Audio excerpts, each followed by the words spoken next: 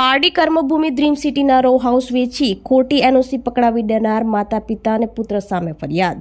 BOB પાસેથી ₹13.75 કરોડની loan લઈ ભરપાઈ ન કરતા ગુનો દાખલ. કર્મભૂમિ ડ્રીમ સિટી સોસાયટીના 45 ધારકોને બેંકે નોટિસ આપતા 8 વર્ષ બાદ ભાંડો ફૂટ્યો.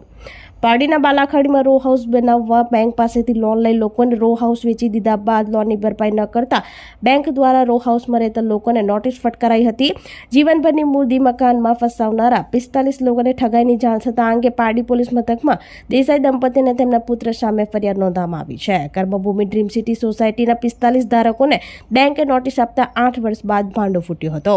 પારડી સ્ટેશન રોડ પર Karmabhoomi dream city row house number 1માં રહેતા અનુજ સત્યપ્રકાશ ત્યાગીએ શુક્રવારે પારડી પોલીસ મથકમાં ફરિયાદ આપી હતી કે જેમાં જિગ્નેશ સુભાષચંદ્ર દેસાઈ, તેની પત્ની લીનાબેન જિગ્નેશ દેસાઈ અને તેનો પુત્ર રિતિક જિગ્નેશ દેસાઈ તમામ રહેવાસી સુરતે પારડી ખાતે આવેલ કર્મભૂમિ ડ્રીમ સિટીના રહેવાસીઓની જીવનભરની મૂડીને સહેલી લેવાના બદ ઇરાદાથી કર્મભૂમિ પ્રોજેક્ટ પારડી બાલાખાડી રોડ ઉપર ખુલ્લી જમીનમાં આયોજન કરી સર્વપ્રથમ નાનકવાડા તિથલ રોડ વલસાડમાં આવેલ બ્લોકવાળી મિલકત ખાતે કર્મભૂમિ રેસિડેન્સીના બાંધકામના હેતુથી બીઓબી મુખ્ય શાખામાંથી ₹13.75 કરોડની રકમની પ્રોજેક્ટ લોન લઈ આ મિલકતને કોલપ્રલ સિક્યુરિટી તરીકે મૂક્યા બાદ બેંકના લોન ચૂકવણી પેટીની રકમ ₹5.60 કરોડ બેંકમાં ભરપાઈ કરવાના બાકી હોય આરોપીએ અન્ય કુલ 44 કર્મભૂમિ રો હાઉસ ધારકોની જીવનભરની કમાણી સેરવી લીધી છે.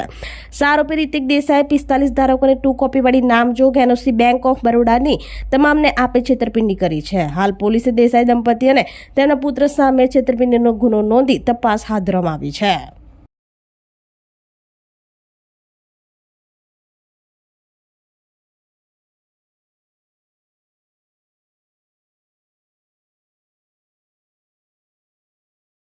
આપણી સંકલ્પ ન્યૂઝ ચેનલને સબસ્ક્રાઇબ અને લાઇક કરો, બેલ આઇકન દબાવો જેથી આવનાર ન્યૂઝ અપડેટ્સની નોટિફિકેશન આપના મોબાઈલ પર સૌથી પહેલા પહોંચે. Like, subscribe and share the video.